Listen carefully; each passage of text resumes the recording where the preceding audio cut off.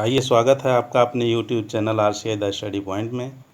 मैं अनूप द्विवेदी अभ्यास प्रश्न की श्रृंखला में एक नया अभ्यास प्रश्न पत्र लेकर के उपस्थित हूँ। तो देखिए, पहला प्रश्न है, ग्रंथ किस रचनाकार की रचना है? तो ग्रंथ 1920 में प्रकाशित सुमित्रानंदन पंत की एक गीत काव्य रचना है। तो उत्तर होगा सी, सुमित्रानंदन पंत। अगला प्रश्न है, दुख ही जीवन की कथा रही, क्या कहूँ आज जो नहीं कही। उपर्युक्त पंक्तियाँ किस रचना से ली गई हैं? तो ये पंक्तियाँ सरोज स्मृति से ली गई हैं और इनके रचनाकार जैसा कि आप सभी जानते हैं निराला हैं, पंडित सूर्यकांत त्रिपाठी निराला। अगला प्रश्न है, महादेवी वर्मा का प्रथम काव्य संकलन है। आपने पढ़ा होगा, इसका उत्तर होगा सी, निहार। फिर अगला प्रश्न है, बादल राग के रचयिता हैं। तो बादल राग पंडित सूर्यकांत त्रिपाठी निराला की रचना है। निराला जी की अन्य प्रसिद्ध रचनाएं जूही की कली, जागो फिर एक बार, राम की शक्ति पूजा, स्नेह निर्झर बह गया है, सरोज स्मृति आदि हैं। अगला प्रश्न है, आकाश गंगा काव्य संग्रह है। आकाश गंगा राम कुमार वर्मा का काव्य संग्रह है। उत्तर सी होगा। अगला प्रश्न है, छायावादी युग का प्रवर्तक किसे कहा जाता है? तो इसका उत्तर होगा ए, जयशंकर प्रसाद को। अगला प्रश्न है, अंधा युग किसकी रचना है? अंधा युग किसकी रचना है? तो अंधा युग धर्मवीर भारती की रचना है। अन्य रचनाएं हैं ठंडा लोहा, सात गीतवर्ष, कनुप्रिया, सपना, अभी भी आदि। अगला प्रश्न है, भारत दुर्दशा भारतेंदु की किस भावना का आदर्श उदाहरण है? तो भारत दुर्दशा भारतेंदु की देश हितैषणा, जो डी है ये उत्तर सही है, इसका आदर्श उदाहरण है। अगला प्रश्न है, में से कौन कार्यावस्था के अंतर्गत नहीं है? ऑप्शन पहला है प्रयत्न, दूसरा है प्राप्त्याशा, तीसरा है फलागम और चौथा है उत्पाद। तो यही चौथा जो है कार्यावस्था के अंतर्गत नहीं आता है। कार्यावस्था के 5 भाग हैं। पहला प्रारंभ, दूसरा प्रयत्न, तीसरा प्रत्याशा, चौथा नियताप्ति और 5वां फलागम। तो उत्पाद यही जो डी है ये इसके अंतर्गत नहीं आता है। फिर है, महाभारत की कथा पर आधारित नाटक है। तो महाभारत की कथा पर आधारित नाटक अंधा युग है, धर्मवीर भारती का। अगला प्रश्न देखिए, नाटक में अभिनय कितने प्रकार का होता है? तो नाटक में अभिनय 4 प्रकार का होता है। पहला आंगिक, दूसरा वाचिक, तीसरा आहार्य और चौथा सात्विक। अगला प्रश्न है, बकरी नाटक के रचयिता हैं। तो जैसा कि आप जानते हैं, बताएं। सर्वेश्वर दयाल सक्सेना, बिल्कुल ठीक, सर्वेश्वर दयाल सक्सेना। अगला प्रश्न है, संयोगिता स्वयंवर है। तो संयोगिता स्वयंवर एक नाटक है और इस नाटक के रचनाकार हैं भारतेंदु युगीन लेखक लाला श्रीनिवास दास।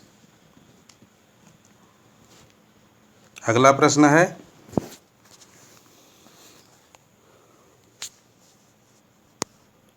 ज्ञानाश्रयी निर्गुण काव्य का दार्शनिक आधार क्या है? ज्ञानाश्रयी निर्गुण काव्य का दार्शनिक आधार तो अद्वैतवाद है। ज्ञानाश्रयी निर्गुण काव्य के जितने कवि हैं वे अद्वैतवाद के समर्थक हैं। अगला प्रश्न है,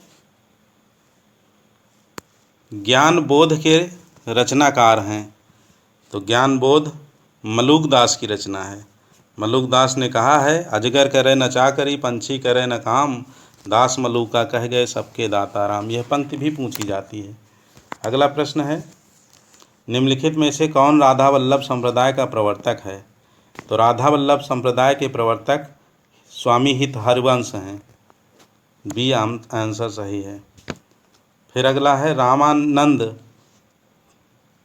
रामानंद की शिष्य परंपरा में आते हैं, तो इसका उत्तर क्या होगा? बिल्कुल रामानुजाचार्य। रामानुजाचार्य का दार्शनिक मत है विशिष्टाद्वैतवाद। रामानंद उसी परंपरा, गुरु शिष्य परंपरा के अंतर्गत आते हैं। अगला प्रश्न है,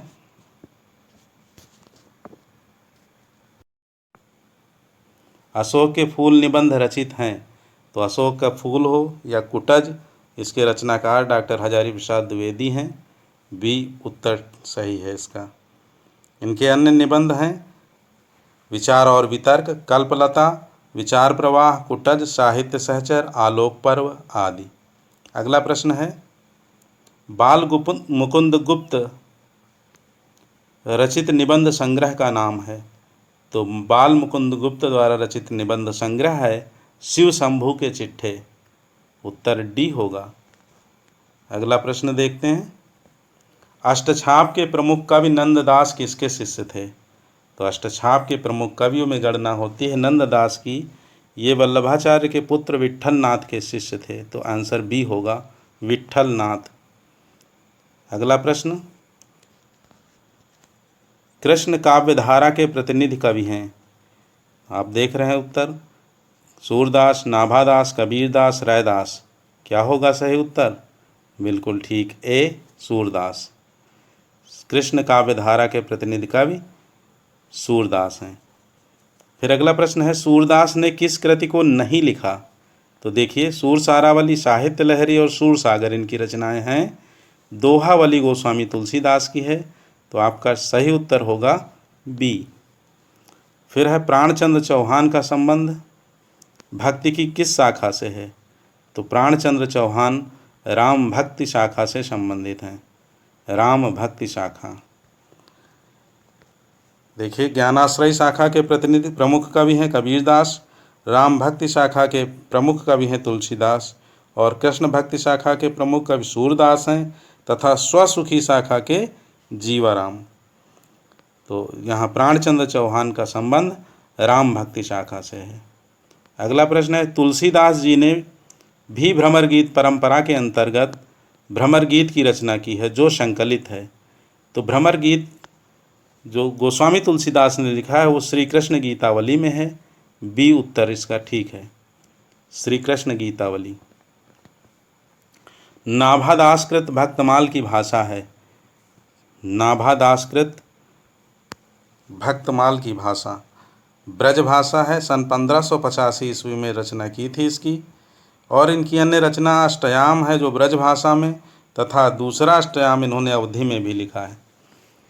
फिर अगला प्रश्न है, गोस्वामी तुलसीदास जी की कुल कितनी कृतियों में उत्तर कांड का वर्णन प्राप्त होता है?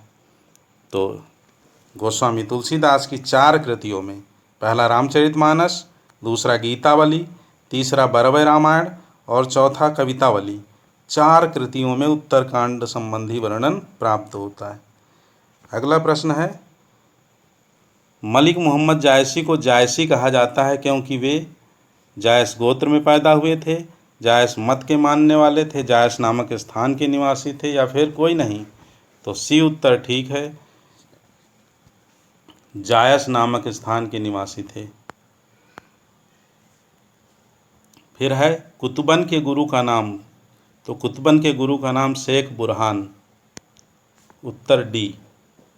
अगला प्रश्न देखिए प्रश्न है, लाल तारा की विधा है, ये अस्पष्ट थोड़ा सा दिख रहा है, ये लाल तारा लिखा है। तो लाल तारा की विधा राम वृक्षपुरी की रेखा चित्र विधा है, रेखा चित्र। उत्तर क्या होगा सही? पहला ए, रेखा चित्र। अगला है, हिंदी में रेखा चित्र के प्रथम रचयिता पंडित पद्म सिंह शर्मा की रचना का नाम है पद्म पराग। ए उत्तर ठीक है। आगे बढ़ते हैं। अगला प्रश्न, मतिराम द्वारा रचित ग्रंथ है, तो मतिराम द्वारा रचित ग्रंथ बहुत प्रसिद्ध है, बताएं आप?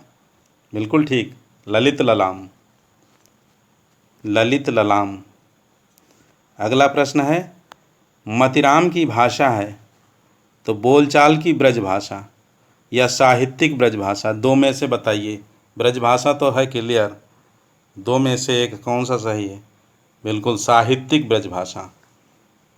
अगला प्रश्न है, चिंतामणि द्वारा रचित प्रबंध काव्य है। तो चिंतामणि द्वारा रचित प्रबंध काव्य है कृष्णचरित। रामायण तथा रामाश्वमेघ हैं, इनके अतिरिक्त चिंतामणि ने कुल 9 ग्रंथों की रचना की है। अगला प्रश्न है, ब्रजभाषा के आधुनिक कालीन प्रसिद्ध कवि हैं। तो निश्चित रूप से इसका उत्तर सी होगा, जगन्नाथ दास रत्नाकर, जिनकी रचनाएं हैं उद्धव शतक, गंगावतरण, श्रृंगार लहरी, हरिश्चंद्र और हिंडोला आदि। अगला प्रश्न है, रीतिकाल की रीतिबद्ध सिद्ध काव्यधारा के कवि हैं। रीतिकाल की रीति सिद्ध काव्यधारा के कवि, तो रीति सिद्ध बिहारी। देखिए उत्तर है केशव देव भूषण बिहारी। तो सही उत्तर क्या होगा? रीति सिद्ध बिहारी। अगला प्रश्न है, भूषण रीतिकाल की किस काव्यधारा के कवि हैं? 36 नंबर देखिए, इसका उत्तर होगा रीतिबद्ध काव्यधारा। रीतिबद्ध काव्यधारा भूषण। रीतिकाल की 3 काव्यधारा हैं, रीतिबद्ध, रीतिमुक्त, रीतिसिद्ध। तो भूषण रीतिबद्ध काव्यधारा के हैं। हिंदी प्रदीप के यशस्वी संपादक का नाम है, बताएं आप लोग। बिल्कुल ठीक उत्तर है आपका बी, बाल कृष्ण भट्ट। अगला प्रश्न है, आधुनिक काल की साहित्य की सबसे बड़ी विशेषता है। तो ऑप्शन आपके सामने हैं, पढ़ें और बताएं। बिल्कुल, गद्य को साहित्य के सशक्त माध्यम के रूप में प्रतिष्ठित करना। उत्तर बी ठीक है। आगे बढ़ते हैं, मिश्रबंधु विनोद द्वारा नामक हिंदी साहित्य के इतिहास लेखकों के नाम, यानी मिश्र बंधुओं के जो 3 बंधु हैं, 3 भाई हैं, उनके नाम क्या क्या हैं? तो कई बार इसकी चर्चा कर चुके हैं। इसका उत्तर क्या होगा? बी होगा, गणेश बिहारी मिश्र, श्याम बिहारी मिश्र और सुखदेव बिहारी मिश्र। गणेश, श्याम, सुखदेव। अगला 40वां प्रश्न है, ग्रंथ पुरानी हिंदी के लेखक हैं। पुरानी हिंदी गद्य के ग्रंथ के लेखक पंडित चंद्रधर्म शर्मा गुलेरी हैं। ए सही है इसका उत्तर। अगला प्रश्न देखिए, हिंदी साहित्य की भूमिका पुस्तक के लेखक कौन हैं? रामचंद्र शुक्ल, रामकुमार वर्मा, विश्वनाथ प्रसाद मिश्र या हजारी प्रसाद द्विवेदी? बताएं। बिल्कुल ठीक उत्तर है हजारी प्रसाद द्विवेदी। गुड। अगला प्रश्न, परमात्मा का कुत्ता। परमात्मा का कुत्ता किसकी रचना है? तो ये कहानी है निर्मल वर्मा की। नहीं, परमात्मा का कुत्ता मोहन राकेश की कहानी है। मोहन राकेश की प्रमुख कहानियां हैं इंसान के खंडहर, नए बादल, जानवर और जानवर, एक और जिंदगी, फौलाद का आकाश आदि। अगला प्रश्न है, कीर्तिलता की भाषा क्या है? तो कीर्तिलता की भाषा अवहट्ट है। कीर्ति सिंह के लिए रचना लिखी है कीर्तिलता विद्यापति ने और इसकी भाषा अवहट्ट है। गद्य पद्य मिश्रित चंपू काव्य है। देखिए अगला प्रश्न 44, यह होगा वर्ण रत्नाकर। जगन्नाथ दास रत्नाकर की रचना है वर्ण रत्नाकर चंपू काव्य। चंपू काव्य किसे कहते हैं? यानी जो गद्य पद्य मिश्रित काव्य हो। फिर है चंद बरदाई किसके दरबारी कवि थे? पृथ्वीराज चौहान के। निसंदेह आपका उत्तर डी होगा। अगला प्रश्न है, नाटक को पंचम वेद की मान्यता किसने दी? तो भरत मुनि ने दी है। अगला प्रश्न, कुछ प्रश्न बहुत सरल सीधे रहते हैं। अगला, ध्वन्यालोक किस शताब्दी का ग्रंथ है? तो 9वीं शताब्दी का ग्रंथ है और आनंदवर्धन ध्वनि संप्रदाय के प्रवर्तक आचार्य रहे हैं। 9वीं शताब्दी। काव्य के विशिष्ट तत्व के रूप में ध्वनि शब्द का सर्वप्रथम प्रयोग किसने किया? निश्चित रूप से आनंदवर्धन ने। तो इसका उत्तर भी सी होगा। आगे बढ़ते हैं। आपने लगभग 50 प्रश्न कर लिए। 49वां प्रश्न है, इनमें से कौन सी काव्य कृति सुदामा पांडे धूमिल रचना की रचना है? तो देखिए ऑप्शन है, कल सुनना मुझे, शहर भी संभावना है, यहाँ से देखो, कंकावती। क्या उत्तर होगा? बिल्कुल पहला, कल सुनना मुझे। अगला प्रश्न है, संशय की एक रात के लेखक हैं। 50वां प्रश्न है, संशय की एक रात। तो संशय की एक रात के लेखक नरेश मेहता हैं। नरेश मेहता। अगला प्रश्न, साये में धूप। साये में धूप काव्य कृति के रचयिता बताएं उत्तर। बिल्कुल बी उत्तर सही है, दुष्यंत कुमार। साये में धूप, दुष्यंत कुमार। अगला प्रश्न, कितनी नावों में कितनी बार किसकी रचना है? बहुत आसान प्रश्न है। क्या उत्तर होगा बताएं। बिल्कुल पहला, हीरानंद, सच्चिदानंद हीरानंद वात्स्यायन। कितनी नावों में कितनी बार। अगला प्रश्न है, कौन सी काव्यकृति गिरिजा कुमार माथुर की नहीं है? तो देखिए, बुनी हुई रस्सी भवानी प्रसाद मिश्र की कृति है। शेष सभी रचनाएं गिरिजा कुमार माथुर की हैं। तो बुनी हुई रस्सी आपका उत्तर होगा। अगला प्रश्न है,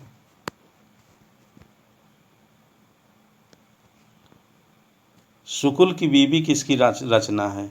तो शुकुल की बीबी पंडित सूर्यकांत त्रिपाठी निराला की कहानी है। उत्तर आपका सी होगा। अगला प्रश्न, निम्नलिखित कहानियों में से कौन सी कहानी जयदेंद्र कुमार कृत है?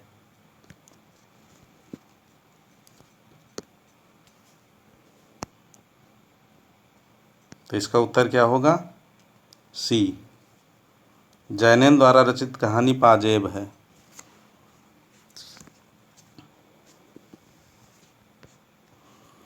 अगला प्रश्न है, आचार्य रामचंद्र शुक्ल हिंदी की प्रथम कहानी किसे मानते हैं?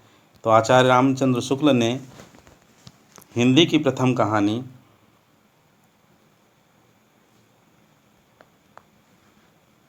इंदुमती को माना है। किसे माना है? इंदुमती को। अगला है, प्रकाशन वर्ष के आधार पर जयशंकर प्रसाद के कहानी संग्रहों का सही क्रम है। तो इसका उत्तर होगा बी, छाया, प्रतिध्वनि, छाया 1912, प्रतिध्वनि 1926, आकाशदीप 1929, आंधी 1931 और इंद्रजाल 1936। अगला प्रश्न है, शेखर जोशी की रचना है। तो शेखर जोशी की रचना बताएं कौन सी? मकान, हत्यारे, कोसी का घटवार। बिल्कुल सी उत्तर सही है, कोसी का घटवार। इनकी अन्य रचनाएं हैं बदबू, हलवाहा, दाज्यू आदि। अगला प्रश्न है, महाभोज मन्नू भंडारी का कैसा उपन्यास है? तो महाभोज मन्नू भंडारी का राजनीतिक उपन्यास है। बी उत्तर ठीक है। अगला प्रश्न है, द्विवेदी युग के सर्वश्रेष्ठ प्रगीतकार माने जाते हैं। तो इसका उत्तर सी होगा, मुकुटधर पांडे। कौन माना जाता है? मुकुटधर पांडे। देखिए अगला प्रश्न है, द्विवेदी युग की कविता है, कैसी कविता है? उपदेशात्मक एवं इतिवृत्तात्मक। यही उत्तर ठीक है, आगे बढ़ने की आवश्यकता नहीं। आप पूरे ऑप्शन पढ़ सकते हैं, पढ़ना भी चाहिए, लेकिन जब तैयारी ठीक है तो यही उत्तर सही है। अगर आगे बढ़ते हैं, प्रेमचंद का अपूर्ण उपन्यास है। तो प्रेमचंद का अपूर्ण उपन्यास है मंगलसूत्र। अगला प्रश्न देखिए, अगला प्रश्न है, खंजन नयन के रचनाकार हैं। तो खंजन नयन के रचनाकार अमृतलाल नागर हैं। मानस का हंस और खंजन नयन जीवनी परक उपन्यास लिखे हैं। खंजन नयन सूरदास से संबंधित है और मानस का हंस गोस्वामी तुलसीदास से। फिर अगला प्रश्न है, निपुणिका हजारी प्रसाद द्विवेदी के किस उपन्यास की नारी पात्र है? तो इसका उत्तर क्या होगा? डी, बाणभट्ट की आत्मकथा। अगला प्रश्न है,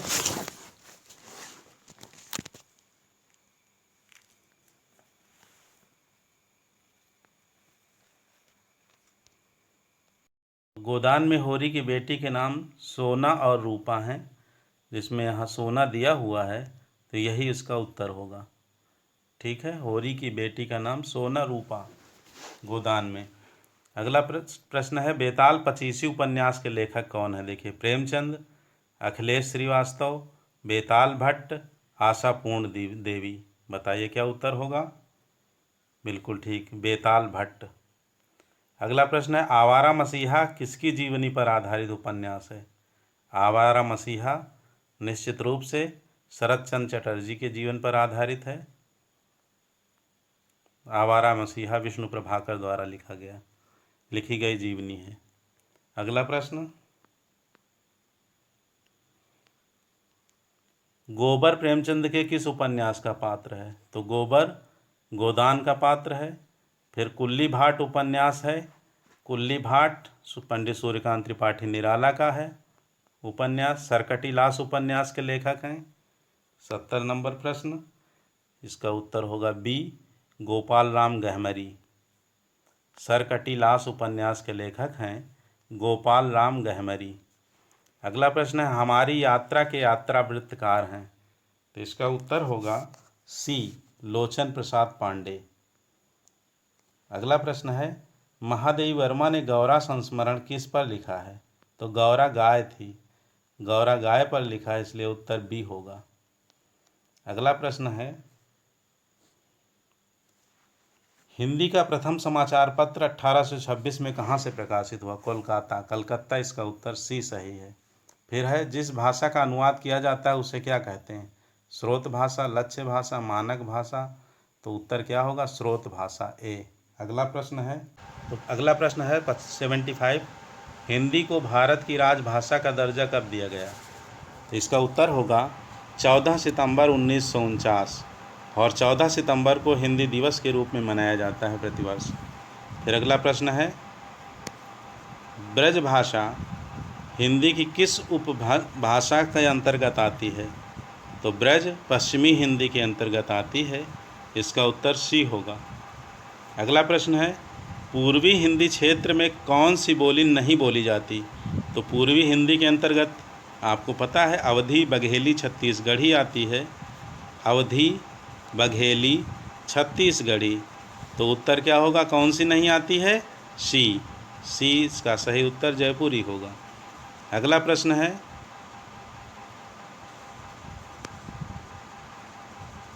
भाषा को बोलते समय होने वाले उतार चढ़ाव को क्या कहते हैं? तो भाषा को बोलते समय होने वाले उतार चढ़ाव को अनुतान कहते हैं, उत्तर ए होगा। फिर अगला प्रश्न है, प्रत्येक वर्ग का दूसरा और चौथा वर्ण क्या कहलाता? तो प्रत्येक वर्ग का दूसरा और चौथा वर्ण, ट्रिक बताई थी, 2 4 मिलके 24 घंटे चलते हैं प्राण, और जो महाप्राण होते हैं यानी महाप्राण, तो दूसरा और चौथा वर्ण महाप्राण व्यंजन कहलाता है, उत्तर ए होगा। अगला प्रश्न है, उच्चारण की दृष्टि से संबल ध्वनि का कौन सा वर्गीकरण है? तो संबल, उत्तर बताइए, संपृक्त, युग्मक, संयुक्त या द्वित्व? तो उत्तर ए होगा, संपृक्त।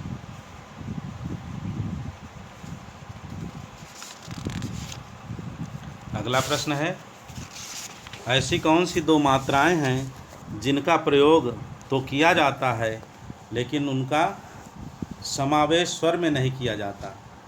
तो उत्तर होगा अंग, आह, बिल्कुल बी, अयोगवाह कहे जाते हैं ये, स्वर के अंतर्गत इनकी गणना नहीं होती, अंग, आह। अगला प्रश्न है, सिर पर बैठो काग आँखि 2 खात निकारत पंक्ति में कौन सा रस है? तो देखिए, सिर पर बैठो काग, कौवा सिर पर बैठा है और दोनों आंखें खा रहा है, निकाल रहा है, तो विभत्स रस होगा यहाँ, ए। फिर है, निर्वेद किस रस का स्थायी भाव है? तो निर्वेद किस रस का स्थायी भाव है? बिल्कुल शांत रस का, आंसर होगा डी, शांत रस, शांत रस। फिर अगला प्रश्न है, वीर रस का स्थायी भाव क्या है? तो वीर रस का स्थायी भाव है उत्साह, उत्तर होगा सी। फिर अगला प्रश्न है, सुवरन को खोजत फिरत कवि व्यभिचारी चोर, चरण धरत चिंता करत चितवत चारहु ओर, सुवरन को खोजत फिरत कवि व्यभिचारी चोर। तो इसमें कौन सा अलंकार है? बिल्कुल बहुत प्रसिद्ध है श्लेष। श्लेष का अर्थ होता है चिपका हुआ, जहाँ शब्द को एक बार आए और अर्थ अनेक हों। सुवरन के अनेक अर्थ हैं, सोना है, सुंदर रंग है, सुंदर वर्ण है कवि के लिए, तो श्लेष अलंकार। उपमा के चार अंग में से किसी एक के न होने पर उसे क्या कहा जाता है? तो उसे लुप्तोपमा कहा जाता है। उत्तर बी होगा। उपमा के चार अंग हैं, उपमेय, उपमान, वाचक तथा गुणधर्म। इसमें से कोई एक अगर लुप्त है तो लुप्तोपमा होगा। अगला प्रश्न है, एक राम घनश्याम हित चातक तुलसीदास। तो इसमें कौन सा अलंकार है? तो राम को घनश्याम कहा गया काले बादल, और तुलसी अपने को चातक मानते हैं, जैसे काले बादलों को देख करके चातक नाच उठता है, ऐसे ही भगवान राम के रूप सौंदर्य को देखकर तुलसी का मन रूपी चातक नृत्य करने लगता है। तो यहाँ रूपक अलंकार है। बिल्कुल आगे बढ़ते हैं। किस छंद के विषम चरण में 13 तथा सम चरण में 11 मात्राएं होती हैं? विषम का मतलब पहले और तीसरे में, तो निश्चित रूप से दोहा होगा। पहले और तीसरे में 13, दूसरे और चौथे में 11। अगला प्रश्न है, सवैया के संदर्भ में कौन सा कथन गलत है? तो देखिए इसमें पहला ही गलत है। सवैया एक मात्रिक छंद है, यही गलत है, बाकी सब सही हैं, क्योंकि सवैया वर्णिक छंद है। आगे बढ़ते हैं। हर गीतिका छंद में यति कितनी मात्राओं पर होती है? तो देखिए हर गीतिका 28 मात्राओं का छंद है, जिसमें 16 और 12 पर यति होती है। उत्तर होगा 16 और 12, बी। अगला प्रश्न है, व्यवहार का सही संधि विच्छेद है। तो व्यवहार को 3 भागों में तोड़ा जाएगा। यह वी प्लस अव प्लस हार, यानी ए सही है। फिर सावधान का सही संधि विच्छेद है सा प्लस अवधान। तीसरा नहीं लगा देना है जल्दबाजी में, सावधान, स प्लस अवधान। फिर अगला है, महर्षि का संधि विच्छेद है, तो महाधन ऋषि, सी सही है। फिर अगला है, अनुरूप में कौन सा समास है? अनुरूप में अव्ययी भाव समास है। अनुकूल, अनुरूप, अनुचित, अनुदार, अव्ययी भाव समास। आमरण में भी आमरण, आजन्म, अव्ययी भाव समास, बी। फिर है, आंधी आवे बैठ गंवावे, लोकोक्ति का उपयुक्त अर्थ क्या है? तो आंधी आवे बैठ गंवावे का मतलब आंधी आए तो बैठ करके समय गंवा लेना चाहिए, आंधी से टकराना नहीं चाहिए, यानी विपरीत परिस्थितियों में। अब अविधा से अर्थ मत निकालना, लक्षणा से क्या निकलेगा? विपरीत परिस्थिति में उपयुक्त समय जाने का इंतजार करना, कि उपयुक्त समय जब आए तो काम करेंगे, शुरू करेंगे। तो आंधी आवे बैठ गंवावे, बी उत्तर सही है। आगे, का कीड़ा होने का उपयुक्त अर्थ है, तो इसका क्या उपयुक्त अर्थ होगा? 4 ऑप्शन आपके सामने हैं। बिल्कुल ठीक। किताब का कीड़ा होना अविधा से मत निकालना, इसका अर्थ होगा बहुत अधिक पढ़ने वाला, सी उत्तर। फिर है, कच्चा चिट्ठा खोलना का उपयुक्त अर्थ है, बताइए। सारा भेद या राज खोल देना, सारा भेद या राज खोल देना। ठीक। अगला प्रश्न है, निम्नलिखित में से कौन सा शब्द तत्सम नहीं है? देखिए, प्रतीति, प्रतीति, प्रतिमान, प्रतिबिंब। तो जहाँ प्रति लगा है वो सभी तत्सम है, प्रतीत भी है, और परतीत यही पहला तत्सम नहीं है, तद्भव है। फिर है, निम्नलिखित में से कौन सा शब्द तद्भव है? तो उजास, डी तद्भव है, बाकी सब तत्सम है। फिर निम्नलिखित में से कौन सा शब्द तत्सम नहीं है? किशन, पहला ही किशन, क्या होगा? कृष्ण, इसका तत्सम। फिर निम्नलिखित में से कौन सा वाक्य वर्तमान काल का है? तो मानव पढ़ता है, बहुत आसान से प्रश्न है। फिर मेरे हाथ में लेखनी है वाक्य में कौन सा पर सर्ग है? कर्म, अपादान, अधिकरण। मेरे हाथ में लेखनी है, तो में और पर किसका चिन्ह है? अधिकरण कारक का। तो सी उत्तर होगा। आधारो अधिकरणम इसका सूत्र है। आगे बढ़ते हैं। क्रिया के जिस रूप से क्रिया निष्पादन के समय का ज्ञान हो उसे क्या कहते हैं? क्रिया के जिस रूप से क्रिया निष्पादन का ज्ञान हो उसे क्या कहते हैं? बिल्कुल ठीक, उसे काल कहते हैं। अगला प्रश्न देखिए, इसमें भरने के लिए है शब्द के जिस रूप से अज्ञात हो कि वह शब्द का है या स्त्री जाति का। तो यहाँ पहले होगा पुरुष जाति का है, पहले पुरुष जाति होगा, दूसरा स्त्री जाति लिखा है उसे लिंग कहते हैं। ठीक है, स्त्रीलिंग पुल्लिंग। तो सी उत्तर सही होगा इसका। फिर अगला पुल्लिंग शब्द छांटना है। तो देखिए वाक्य बना लीजिए, अनन्नास सड़ गया। तो इसमें स्त्रीलिंग छांटना नहीं है कह रहा है, यानी पुल्लिंग है। तो अनन्नास सड़ गई नहीं कहते हैं, सड़ गया। या अनन्नास मीठा है, मीठी है नहीं। बाकी चिल्का झील जम गई, सब्जी बहुत स्वादिष्ट बनी है, बना है नहीं। बुंदेली बोली बोली जाती है, जाता है नहीं। तो इस तरह से अनन्नास पुल्लिंग है, बाकी सभी स्त्रीलिंग। आगे बढ़ते हैं। टिड्डी शब्द का बहुवचन क्या है? तो टिड्डी के साथ दल जुड़ेगा, टिड्डी दल, और कुछ नहीं जोड़ देना। फिर अगला देखिए, जो काम करना कठिन हो उसके लिए एक शब्द क्या है? बिल्कुल दुष्कर, ये सही है। फिर है कौन सा शब्द उपसर्ग रहित है? तो देखिए पहला ऑप्शन है, ऑप्शन पर ध्यान दीजिए। संयोग, उपसर्ग इसमें क्या है? सम। विदेश में उपसर्ग क्या है? वी। अत्यधिक में उपसर्ग क्या है? आति। और सुरेश में उपसर्ग नहीं है, इसलिए उत्तर होगा डी। इनमें कौन सी विपरीत शब्दों की उचित जोड़ी नहीं है? तो देखिए, आज्ञ का विज्ञ होता है, शुक्ल का कृष्ण होता है, बर्बर का शब्द होता है। और अपाच्य और कुपाच्य ये समानार्थी हैं। कुपाच्य का होगा सुपाच्य, अपाच्य का भी होगा सुपाच्य। तो बी ही जोड़ी गलत है। अगला प्रश्न है, ध्वंस का विलोम होगा। तो ध्वंस का निर्माण होता है भैया, सही उत्तर होगा सी।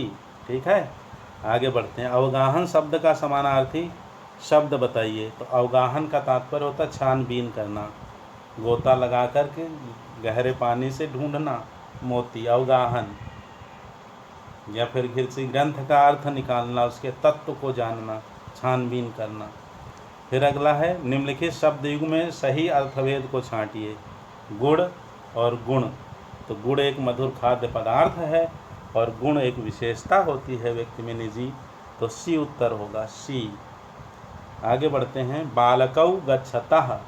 तो जहाँ बालकौ आए, बालकः बालकौ बालकाः, ऐसे चलते हैं ना रूप। तो बालकौ माने दो बालक, और गच्छतः जाते हैं। बहुत आसान है। फिर आगे है, दो छात्र पढ़ते हैं। इसमें भी क्या हो जाएगा? ऐसे ही, छात्रौ पठतः, पठति पठतः पठन्ति। तो दो छात्र हैं तो पठतः, और दो छात्र के लिए छात्रौ आएगा। एक छात्र होता तो छात्रः, और बहुत से छात्र होते तो छात्राः पठन्ति। आगे बढ़ते हैं। निम्नलिखित कौन सी कृति दंडी द्वारा रचित नहीं है? तो दंडी की कौन सी कृति नहीं है बताइए आप? बिल्कुल ए, 10 कुमार चरितम। अच्छा, ये पूछ रहा है कौन सी कृति दंडी की रचित है? तो दंडी रचित है 10 कुमार चरितम, बाकी नहीं है। ठीक है, बाण भट्ट की कादंबरी है। आगे अगला प्रश्न है, भानुदया का संधि विच्छेद होगा, क्या होगा बताइए? हाँ बिल्कुल ठीक, भानु प्लस उदया। ए भानु प्लस उदया, छोटा ऊ और छोटा ऊ मिलकर के बड़ा ऊ बनेगा, भानुदया। अगला प्रश्न है, शृणोत यहाँ श्रु धातु है। तो मवादि गणस्थ में ए इसका सही उत्तर होगा, श्रु धातु होती। आगे, संस्कृत साहित्य में उपमा प्रसिद्ध है।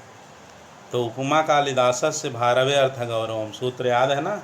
उपमा कालिदास से, तो उपमा किसकी प्रसिद्ध है? कालिदास की।